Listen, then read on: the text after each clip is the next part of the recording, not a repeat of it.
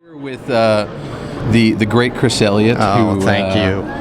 You know, this is so amazing because we've never had the chance to celebrate an entire family. You know, we're going to have your dad on Skype. That's right. You know, with all that Abby's doing, this is Abby and my other daughter, Bridie, also. They're both actresses. Yeah. So yeah, it's the Skype thing is going to be very interesting because well, your brother will be out there to make sure. My brother is going to be making everything work, hopefully up in Maine. But I have never Skyped myself, and I don't think my dad has ever Skyped. So the first time we're Skyping will be, you know, I'll be Skyping with a 92-year-old man, which is my dad, and I'm sure he'll be much better at it than I am. But is it wild to, like, the gene must just be perfect. You guys have that touch of humor, of being confident, of being able to be on screen, off screen. I mean, does it seem like it's just that it's in the family? It's in the blood? It does feel like it's in the blood. I have to give props to my mom, who passed away a few years ago, who was also very, very funny and very dry-witted, and gave my dad a lot of his ideas. So she kind of influenced the tone of humor for all five kids that grew up in the household. But yeah, it's definitely, raising my girls, we were, my wife is very funny too, and I think people just are attracted to that, when they get married, and then your kids come out and they're funny automatically. Yeah. So you're not a Mets fan, right? No. Okay, so that what happened with the Mets? Yeah, exactly. That's why I was throwing it out there. Well, because we're the Ranger fans, so we couldn't bring up Yankees. That's right. So that's right. I wanted to stab in the dark. With Ernie Kovacs, how much impact does it know that a legend like that is what we're showcasing for the Elliots now? Like, we're the lineage of going from what he was able to kind of start things with, right, and then all that your dad did, what you were able to accomplish, what Abby's doing now, and Bridie. It's overwhelming to me. This is an honor I never thought I would be given, and it's especially special because of my dad that we're getting it together. And I was thinking, I didn't really grow up with Ernie Kovacs. My dad knew him, but I kind of knew his sense of humor before I started seeing clips of Ernie Kovacs, because if something strange happened around the house, or something odd, my dad or mom would say, well, that's something Ernie Kovacs would do. That's something Ernie Kovacs would do. So I kind of knew, there was this visual aspect to his humor. And I remember being out at a restaurant when I was a little older, and a waiter came by, and my dad had his menu open, and the waiter wasn't looking and just poured water straight down the menu, straight down my dad's pants. And I remember saying, that's something Ernie Kovacs would have done on a show, and I had never seen Ernie Kovacs yet. So wow. I think he influenced me before I saw him. That's kind of crazy. It's like ingrained in you. Yeah. Wow. Yeah. Well, you brought up that your mom was funny. Which parent do you think actually impacted you more with your sense of humor? I think both of them. It's hard to say. My mother was very sarcastic, and I can be extremely sarcastic. And she could, slay you with just a look. And my dad had kind of a similar sense of humor. He impacted me more in terms of what we watched on television. He introduced me to Laurel and Hardy, to the Marx Brothers, to W.C. Fields. I knew what was funny by watching him laugh and see what he thought was funny. I picked up on. When you were switching like TV to film, did you switch your persona? Didn't really do that too well, did I? But I mean, you accomplished it. And you went out there and tried it. Did you try different things because you were in different mediums, or did you just act the way you do? Well, my first movie was Cabin Boy, and a lot of people think we were trying to make a cheap-looking movie, in a kind of Ernie Kovacs way. But we weren't. We were trying to do the best we could. We just didn't have much of a budget, and so we've Adam Resnick, who directed and wrote it with me. We both get compliments a lot on the real cheesy sets, and we didn't think they were cheesy at the time. We thought we were doing something important. I don't know. I've always been kind of self-referential. I've always kind of not completely stepped out of who I am and gone into another character. People always kind of know it's me doing something. And even when I'm trying to act, people kind of know it's me. And I think in a way that's why I haven't done a lot of movies, because if I pop up, people yeah, what's Chris doing in this movie? It's about a murderer. I think working for David Letterman, that's where I really started honing what I do, and have done for over 30 years, and that was very Ernie Kovacs esque, that show, the first show. There was a lot of showing what's going on backstage, showing the cameramen, showing the crew. They became celebrities on the show, and going into the control room, talking to the director, that kind of thing, which Steve Allen had done some of that too, but I think that's where I got the kind of, I don't know, breaking the fourth wall kind of training was from Dave. What's it like knowing that you and your dad were, Letterman was really influential in both of you guys. You guys got to do a lot with him. It's kind of crazy that we don't have Letterman anymore. He's moved past that now. No, it's crazy. It's really strange to walk around New York City and know that Dave is not there right now. It's strange for me. Because I was there from the start with him, and I grew up in New York City, and New York City changed when Dave came on the scene, and comedy changed, and I don't know, when he announced that he was leaving, I just felt like, okay, that's the end of television the way I know it. It's over, now. But I understand why he left, and I understand that it was time for him to. But he was my training ground, so it's like your college is closing down, and you can't go back anymore, and go to reunions. Well, I'm curious, this is kind of a hypothetical, because Johnny Carson always talked about David was his guy, and he should have been, the Tonight Show. Right. What happens if y'all were able to do that switch and you guys had been able to make that coverage? Where would the comedy have gone? I think it would have gone to what Dave did on Late Show. I think you would have just done the same? Late Show changed from late night. Not so subtle ways. It became a bigger show. It had a bigger budget. It was more like the Tonight Show, and more like what the Tonight Show was turning into when Johnny left. So I think Dave would have done that. I think he probably would have stayed in New York. I don't think he would have gone out to LA.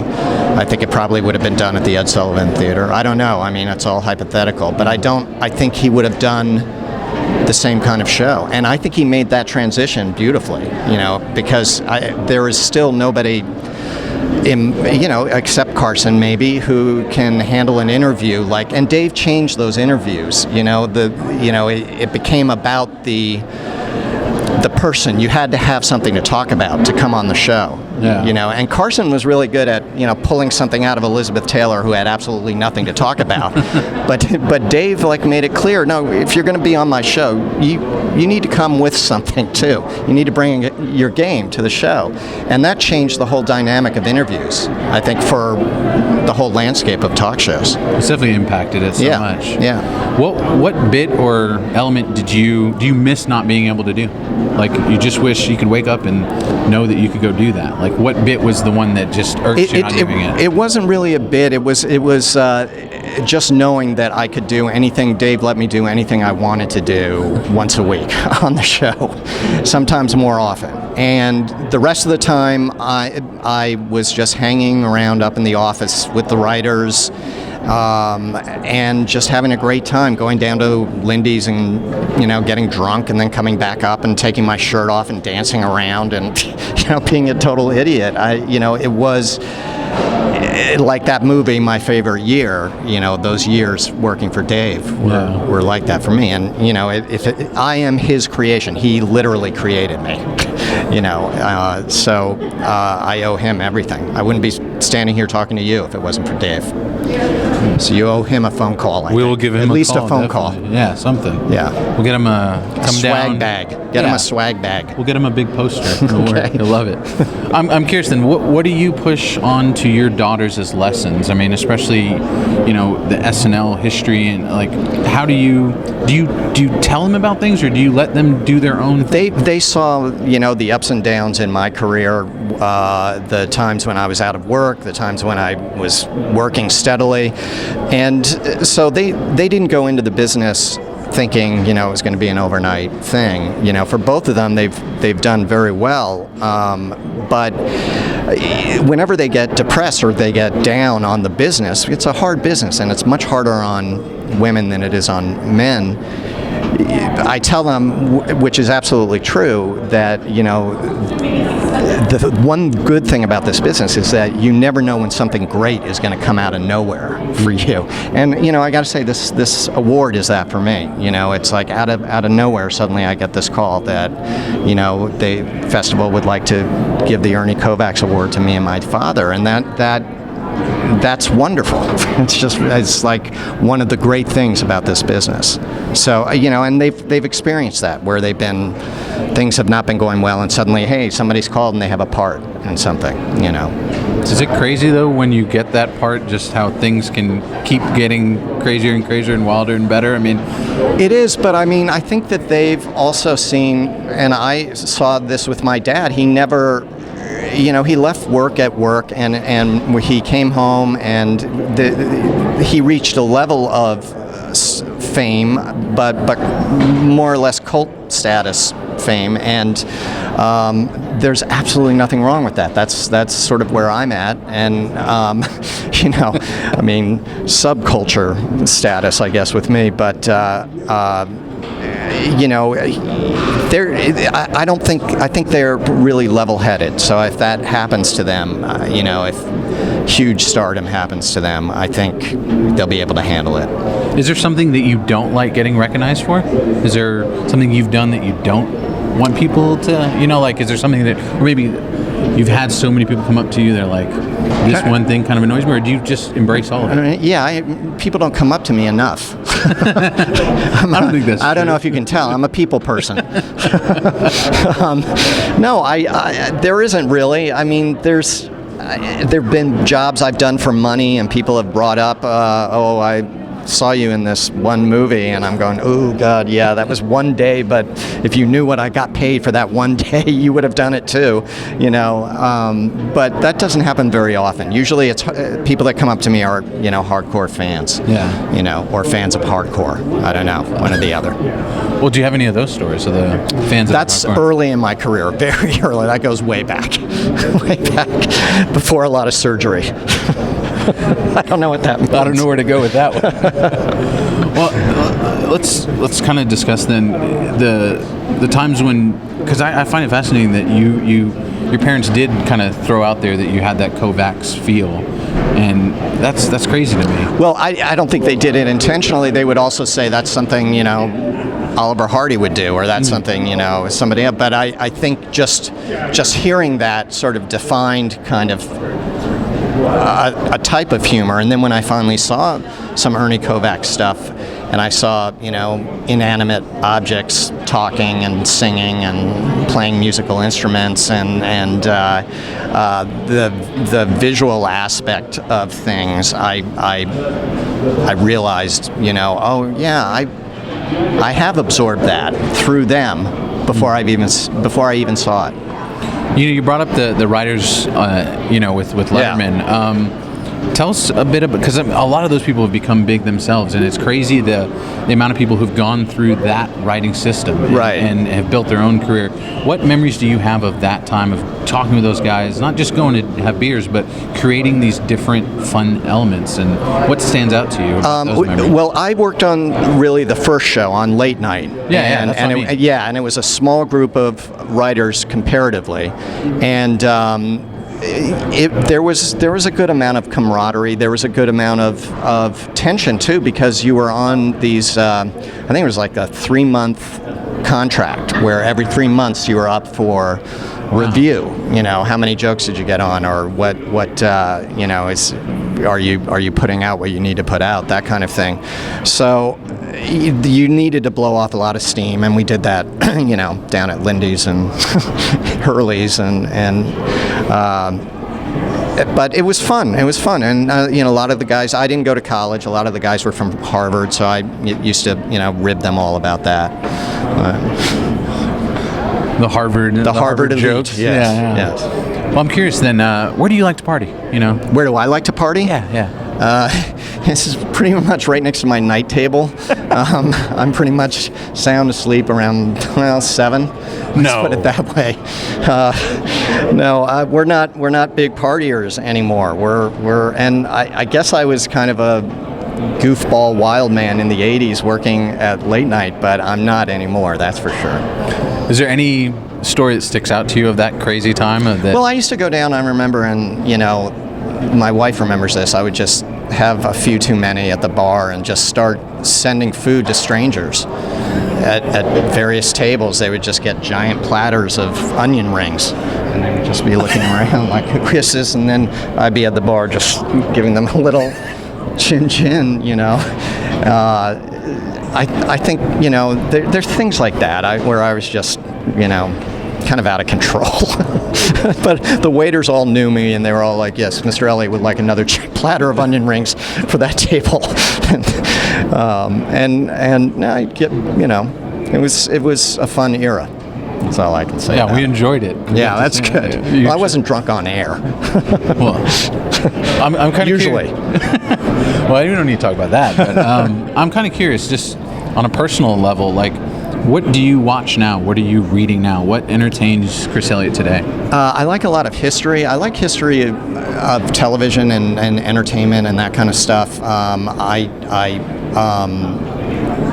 What was the last thing that I just read that I really liked? It was actually a history book, but it was about the hunt for John Wilkes Booth after he shot Lincoln, which isn't the funniest thing in the world to read. But actually, I'll tell you one book that I did just read, which is written by a friend of mine, Adam Resnick, and it's called Will Not Attend, and that is probably the funniest book I have ever read in my life, and it's a shameless plug, but I used to, you know, when I was a kid, read a lot of Woody Allen stuff, and this book by Adam is just, you know, it's like Woody Allen times 10. It's just amazing. So. What about TV? I mean, what do you? I tend to watch a lot of, like, you know, History Channel type stuff, news, and the First 48. Really fun stuff. Yeah, like really, happy-go-lucky. Yeah. Wow. Forensic Files. You've gotten serious. Yeah. Murder, death. Yeah. History. No, that's pretty much where I get my yucks these days. That's crazy. I love television because it's created me or made me, but I don't like necessarily watching sitcoms because I can tell the rewritten joke. I can tell, you know, what's going on there. I like House of Cards very much. We've been watching that, and I guess my wife and I have started the trend of binge watching, you know, Downton Abbey we like, because we love the mansion and want to live in it someday. Chris Elliott likes Downton Abbey. Yes, isn't that something? I want that on a quote. Yeah. Is it crazy to think that there are these like new outlets for TV? I mean, back in the day, there weren't as many outlets. I mean, you guys were doing SNL was y'all were one of a kind. But Well, now there's so much things out there. Back when I was doing Letterman, nobody else was doing what I was doing, and if something in the news happened, I had a couple of days to think of, something to parody it with for a show. Nowadays, something happens and, within 10 minutes, somebody has something really funny on the internet. So I'm not sure I would be around now. I don't know that I could compete with, all the voices that are out there and all the venues that are out there for people, to work in. That's honest. I think I had a spotlight, and Dave was giving me that spotlight. But nowadays it's just there's so much more that you can go and find that I'm not. Even the last few years I was doing Dave, I would have an idea for something, and then go online, and I'd see like 10 other people had done it already, and like 2 weeks before. So I think in the 80s, if that was me, I would have disappeared. Let's kind of wrap things up with a final question here. Thank Christ, Jesus, going too long. Oh my too long. God. What are you writing now? What are you working on now? What can we expect from? Are you going to pop in something crazy in the next few years for us? Nothing has hit me yet that I'm really enjoying just acting right now and not writing. I'm enjoying acting in comedies when people call me, or in dramas, and I never really did that before. I never really went out and auditioned for things before, and I'm starting to do that now at my age, and it's different. It's a different experience, and when you get something, it's very gratifying, and you feel, oh, okay, I'm not getting that because they saw me do something goofy on TV. They're getting it because I did something good at the audition. Can I extend that to ask about the dramatic roles and Sure. getting to tackle that type of material? Sure. How has that opened you up? The adage is that, comedy is hard, dying is easy, I guess. Is that what it is? Yeah. Something like that.